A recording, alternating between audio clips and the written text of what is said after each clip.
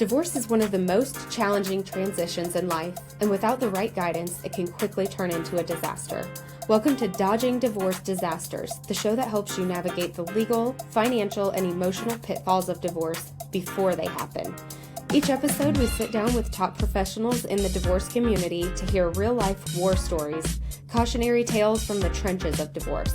But we won't just leave you with the horror stories. Our experts will break down exactly what went wrong and, more importantly, how you can avoid making the same mistakes. Whether you're in the early stages of separation, deep in the process, or supporting someone through it, we're here to help you move forward with clarity, confidence, and fewer regrets. We're your hosts, Lori Hawkins and Pam Abarashed. We are local experts in the areas of real estate and lending, and we're so excited to be sharing these incredible professionals with you. Let's dive in.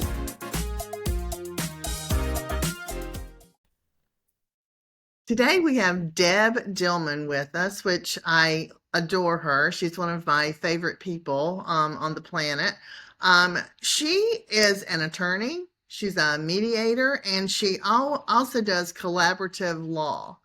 And those are kind of her specialties.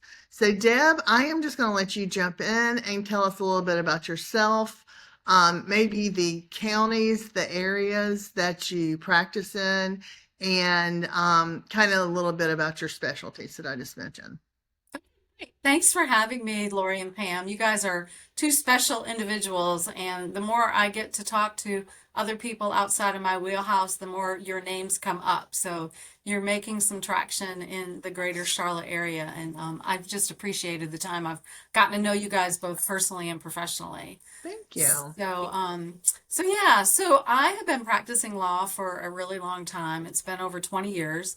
I've been doing family law exclusively since 2005. And I started out as a mixture of trying to settle cases and also doing some intensive litigation, and learned not fairly quickly, probably about 5, 6 years into the work, that, these families really don't benefit from protracted and costly litigation that just keeps the fight going. Most times when someone is in litigation, one person's going to feel as though they win and then they have all the power, and the other person is going to feel as though they lost. And truly, especially when there are kids involved, the ones that really lose are the kids, and the ones that really make out are the attorneys, because they get to walk away from the family. So I started shifting my practice to that of a more solutions-oriented practice, where I was still litigating some cases, but really trying to focus on resolving issues outside of litigation. And that's when I became trained in the collaborative law process, which I love. A lot of people think that that is a easy practice. It's about a lot of, kumbaya, tree hugging stuff, and that's not it at all. As a matter of fact, in a lot of ways, it's more difficult to handle the collaborative cases, because you really do need to address some of the emotions that are going on in addition to the legal issues. But it's been a good practice, and it allows folks to stay in control and uncouple the way that they want to uncouple, rather than uncoupling by being told what to do by a judge. I also became certified to mediate in family law 2019, maybe 18. And I love it because I can help people find a solution that works for their family. And then last year, 2024, I became certified to do superior court mediation, so I can handle different practice areas as well in superior court. So I'm certified throughout the state to do that. I try to focus my practice, both my mediation practice and my family law practice, in Mecklenburg County and the adjacent counties. So I'll do some work in Cabarrus, some work in Union, maybe some work in Iredale. The firm will do work in Gaston County. I'm not sure that I would take a case in Gaston County if it was already in litigation. It just depends. It's a different animal down there. Their cases are handled a lot differently than they are in other counties. So that's a little bit about me.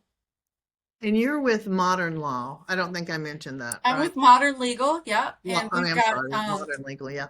our main presence is in Mecklenburg County, but we just opened a satellite office in Gaston County. And the hope is that we'll expand with these satellite offices into other counties as well, and maybe even have a presence, a literal presence in some of these counties at some point in the future. It kind of amazes me, you touched on this, but it kind of amazes me that every county does something different. Because you think about North Carolina law being North Carolina law, but every county really is unique. So it really is kind of important to find an attorney that knows kind of how it goes down in those certain counties. Is that correct? Well, it's interesting because you're right. I mean, the law is a North Carolina law and it doesn't change. But there are local rules and procedures that are dictated differently by every county. And some of those counties are aligned in those rules and some of them are not. So you have to, one, understand what the local rules are if you're going to jump into a county that you're not terribly familiar with. But then the local practices, especially in some of the smaller counties, they become a little homespun. And we know that. You just try and stay in your game and tell the client to stay in your game. And most of the time, if people come to us from a county far away, it's Mm, because they're coming from a small county and maybe the other side or the other side's family has a huge presence in the community and it's just not, they're either one, not able to find an attorney that'll take their case, or two, they're not comfortable that they'll get the best representation because that attorney could be aligned with the family and we just don't know it. So we have cases, our firm has cases in Moore County. I think we have a case in Brunswick County. We have some cases up towards the mountains, but those are typically rare. That's not the norm. But we'll mhm. take them if someone is willing to understand that they're going to pay, some additional costs, some travel costs Right, and such. right. Yep. Very I, cool. I don't mean to hog. I got one more question, Pam, before before we move on.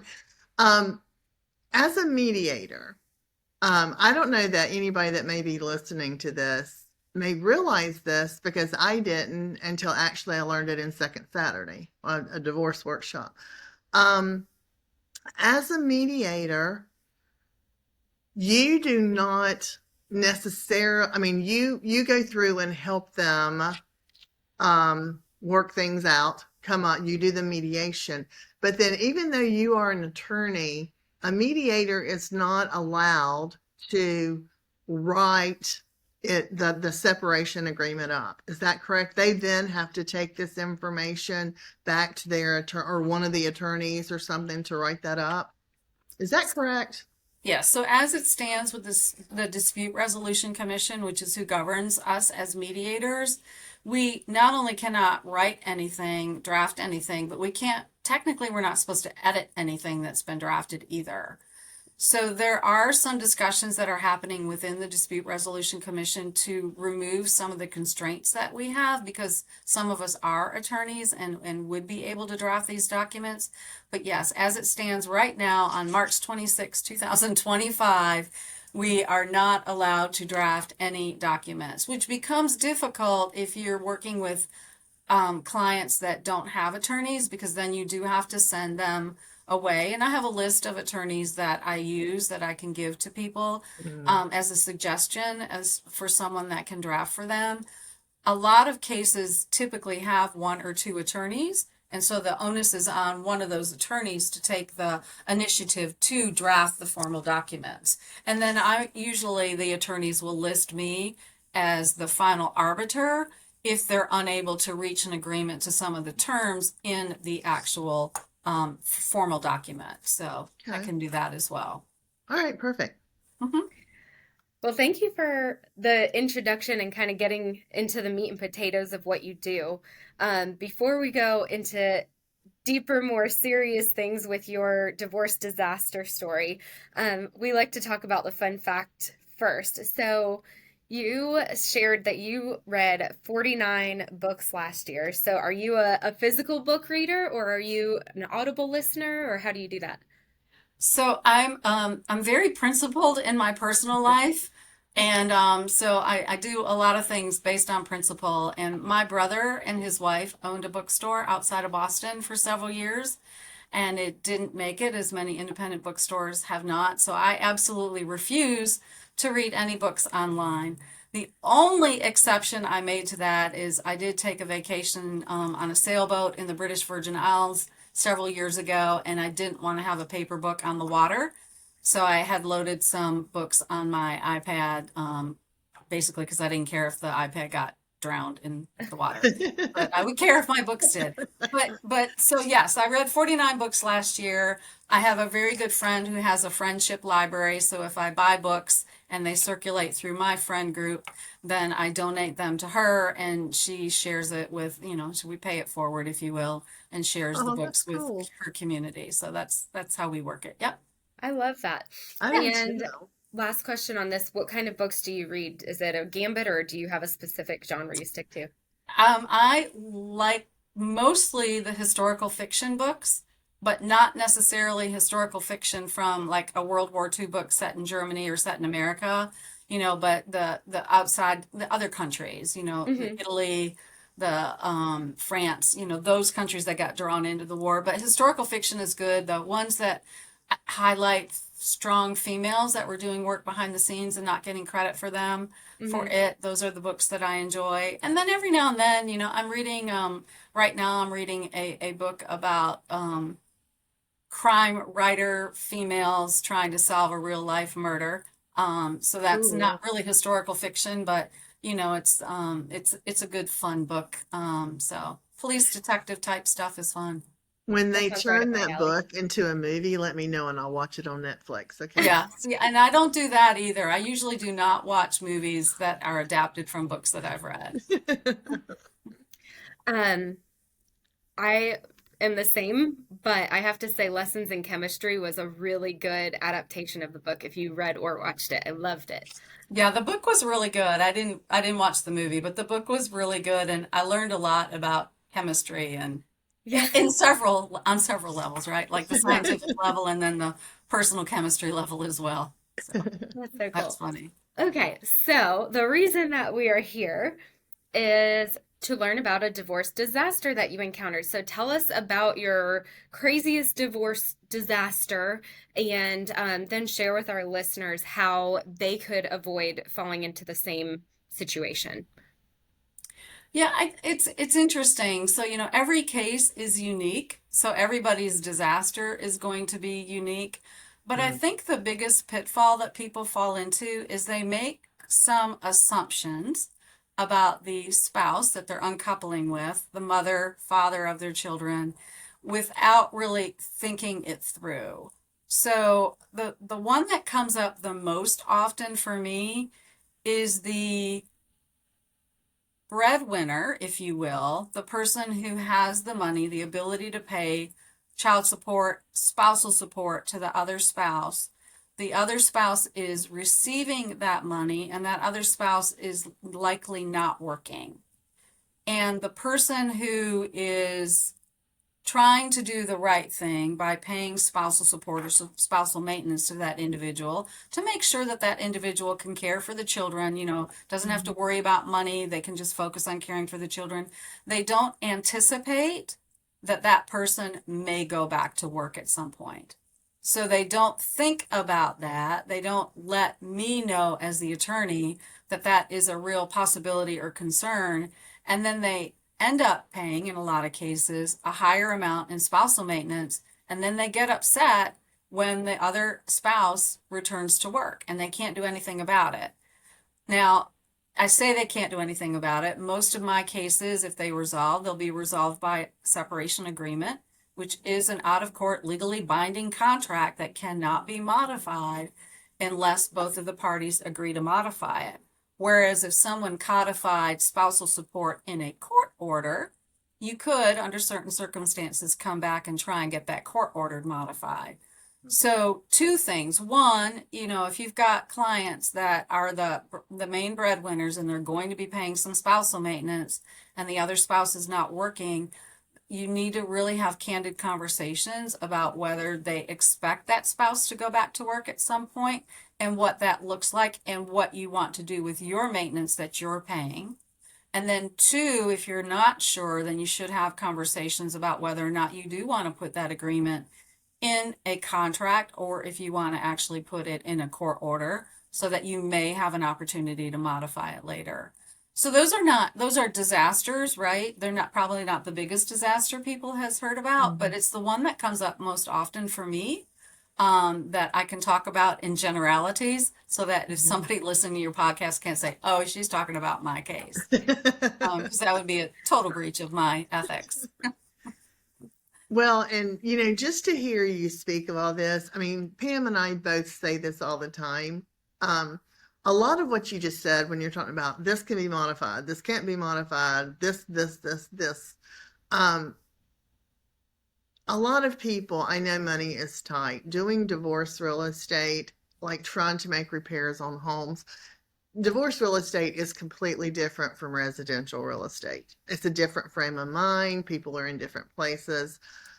And I know money is tight, but both of us say all the time that whatever it costs, three, four, $500 for a consultation with an attorney, even if you guys are so amicable and you're trying to do everything together, to go do a consultation with one of you guys because you just don't know what you don't know. And there is just like what I'm just going back again.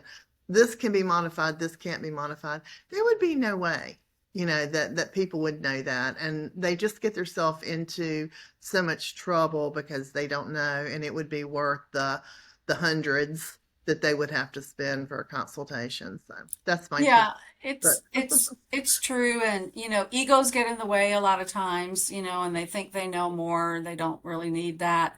And then money is tight. So a lot of times when, people are calling the office and they're like, I really just can't afford that. I'm like, well, this would be the best money you can find, to at least spend an hour with somebody to learn what rights that you have. yeah. And so if you don't have it, this would be the time that you would call a friend, right? Phone a friend, get to your church community. Maybe there's an organization in the town where you live that will help you. I'm not saying they'll give you the whole whatever, $200, $300, but they may be able to give you some to make that happen.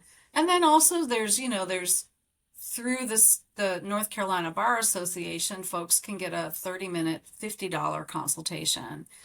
So there's Oh, I didn't even know options. that. Yeah, there are options out there. They're not everywhere. And I don't know that every state is the same, but in North Carolina, I mean, even a 30-minute consultation for $50 is better than nothing. I mean, you could spend that 20 minutes of that 30 just talking about what your biggest fears are and allow Mhm. the attorney on the other end of the line to try and allay those fears for you. That is so true. True. Well, one of the areas that you mentioned that this kind of a niche area, and I've heard you use this term a couple of times already in speaking, is uncoupling couples, amicably uncoupling couples. What does that mean, and why do you have a love for that area? So, I stole that from Gwyneth Paltrow. She was the first person that got divorced from whatever the guy's name was, Coldplay guy. I don't remember what his name was, but Okay. when they did some conscious uncoupling. So they were the ones that I think the first time I ever heard the phrase used was when they were going through the divorce. And if you think about it, you never heard about their divorce in the news at all or social media. It just happened. And so that is where, collaborative becomes a good process. But, collaborative is probably a step away from conscious uncoupling as well. But if you've got couples that just want to keep this private so that they keep their families intact, they understand that their new relationship with one another is now that of a business relationship. And if they have children, that business relationship is raising those kids. And so conscious uncoupling is the most amicable way that the two parties can actually sit down with one another and try to hammer out what their differences are, try to figure out how they're going to distribute their property, try to figure out their parenting schedule, what kind of support needs to be paid, whether spousal support's an option, and do it privately without all of the social media and the news and the whole bar knowing what's happening with your life because you're now in a courtroom. Right. So that's where I learned the term from. And I try when I'm talking to people and I'm trying to talk to them about problem solving, it's just a nicer way to say what's happening. Just like I try not to use the words alimony, I try to use spousal maintenance, spousal support. I try not to say custody. I try to say parenting schedule. Have you worked at just softer terms that will hopefully help people go away from the fighting and actually think about the other person in a kinder way. I That's a love really that good. because I know. I do there too.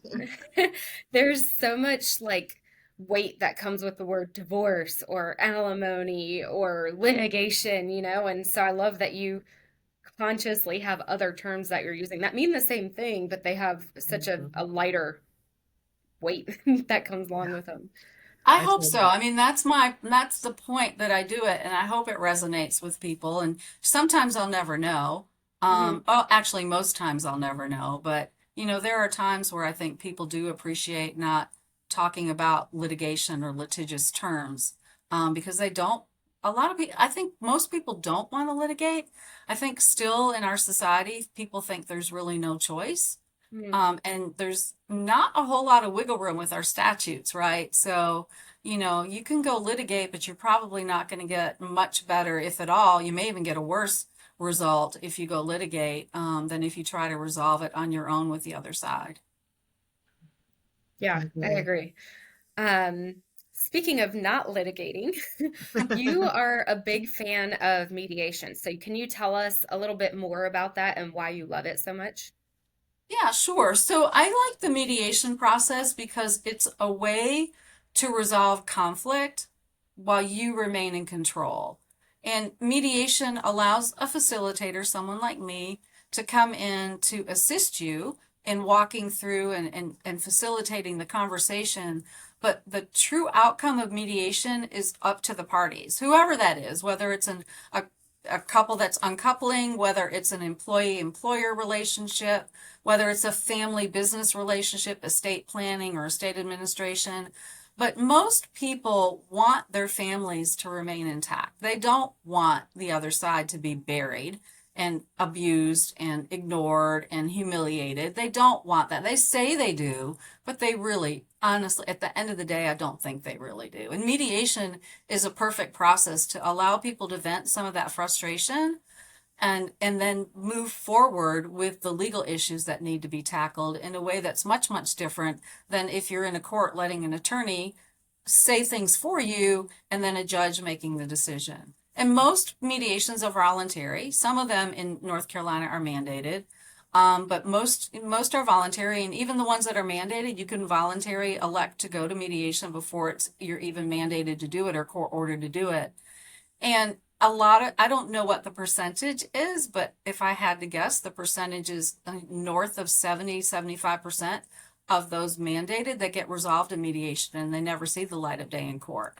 So if more people would think about mediation and want to stay in control of what happens, I think it's a process worth pursuing. And not every case is good for mediation. If there's a huge power imbalance in whatever that dynamic is, or if there's abuse that's going on, or if it's a criminal issue that comes up, you may need to rely on the litigation, or not the litigation, but the laws to support you.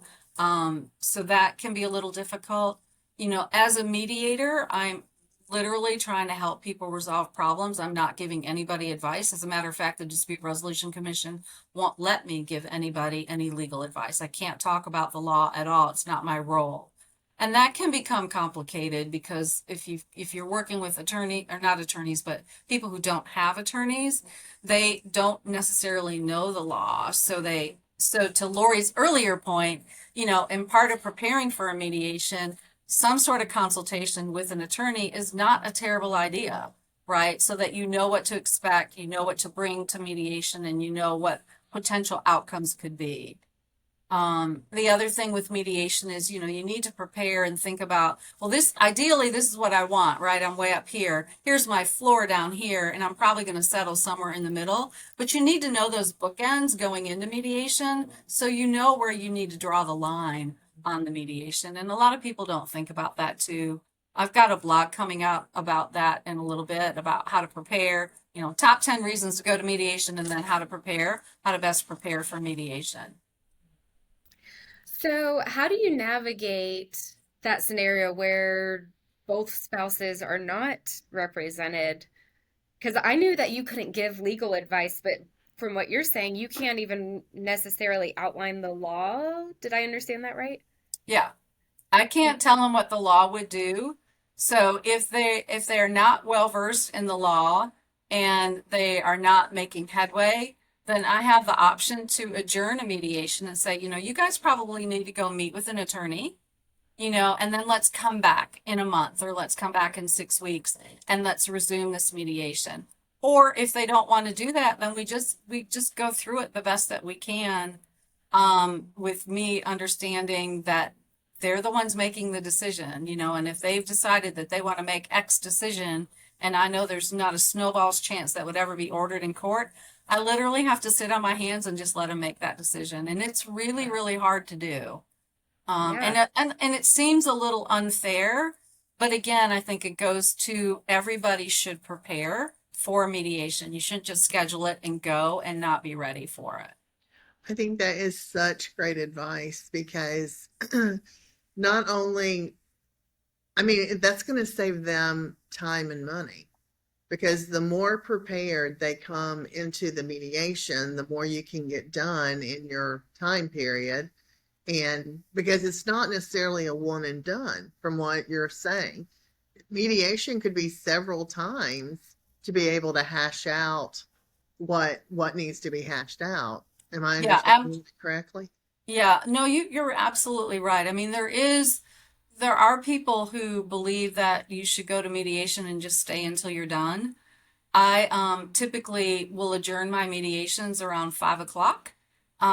It because I think that people only have the ability to do this for so long. Oh yeah. I also know some mediators that will schedule multiple sessions. They will not do a session over 2 or 3 hours because they too believe that people can only remain focused in the game, right, for a short period of time. Yeah.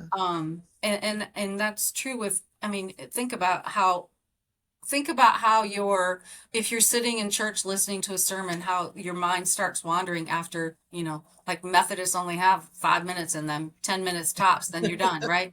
Like, but I think it's true in every sense, right? We have the limited capacity to sit engaged for hours on end. And Mhm. Zoom mediations, in my opinion, are the worst because you're in a Zoom meeting. I have no real idea who's there. I mean, I can have them span the room, but also you're staring at a computer. Like I can see you guys, but literally I'm just staring at a computer and you're staring at a computer. And how long can we do Right. that during the day? And how can we take breaks? And Yeah. so it's a complicated process, but it's a good process. You take each case as it is, right? And then you gauge the people that you're mediating for, and then you adjourn when you need to adjourn, you impasse if you have to impasse, and then you just set a little bit of boundaries and let folks know at the beginning that you're going to set those boundaries and why. Yeah. No, that's great. Well, what advice would you give to someone that is wanting to start the divorce process? How do you advise someone at that point? I think that advice depends on where they are in the process. I think for folks that have not yet decided whether or not they want to divorce, if they're a woman, I would send them to a second Saturday so that they can actually get some advice for either a nominal or free advice for a half a day from not just attorneys, but also from folks like the two of you in that space, as well as a financial planner and a Hmm. therapist. Hmm. If they're a male, I don't know that there's an equivalent of second Saturdays. I don't think there is, but that's where I would start for folks that just aren't really sure what they want to do. If folks are certain that they want to divorce, then the first thing I think they need to do is schedule a consultation with somebody. Hmm. Spend the money for an hour, however long it is, and actually be prepared, come with the questions that you want answered. I don't ever ask people to bring documents with them, but if they want to bring documents, I don't discourage that. But I do appreciate those people that come in with their whole list of questions. And then we can roll through what's important to them. So we can focus on that and not necessarily focus on the law, but focus on what's important to them and then how we can help them. And then the next step would be obviously retaining an attorney in some capacity. What questions do you recommend people bring to an attorney that they're thinking of hiring? like what assets are involved. What assets are involved? What do I do with the house? I want to keep the house, and what do I need to do, explore if I want to keep the house? Um, you know, what questions around how does child support work? How does spousal maintenance work? Those types of questions so that we can direct our answers to what's important to them. I love that. Yeah. Well, thank you so much for giving us all of this information and for joining us. If people want to find you, where can they look for you? So they can find me on all kinds of social media related to modern legal. They can also go to our website, modernlegalnc.com, and find me there. We have a mediation website, which it just came up live. I can't remember, sorry, what the name is, but if you Googled me and modern legal mediations, I'm sure it would come up. We're on Insta, we're on Facebook, we're on LinkedIn, and we post fairly regularly. And we also write a bunch of blogs, which are helpful, I think, in short Yeah. little spurts. So Yeah, y'all put out a lot of good advice on your blogs and your things that you do. A lot of really good down to earth advice. yeah, That's good for people that's going through this. hopefully. All Well, right. this has been great, and you guys are great. I send people to you, and you know this. I send people to you all the time, especially if they're looking at either selling a home and they don't have a lot of money because money's tight, and also because I believe, Lori, and I know you preach this, so I get it, but I also believe that it's very, very different when you're trying to sell a house when you're uncoupling versus just trying to sell a house to move to another house. The dynamic is just very different. And Pam, your advice to so many of my clients has just been invaluable. Well, thank you so much. I think that you have given some really good advice for people that are searching and trying to do their research. So we appreciate you coming on and doing this. Well, great. Thank you. We'll All right. reciprocate at some point. We'll do the opposite too. All right. Sounds good. Thanks for having Thanks, me. You guys Deb. have a good day. You Thanks. too. All right. Bye. Bye. This podcast is for informational and entertainment purposes only. Information contained herein is not legal advice. If you need legal advice, please seek an attorney.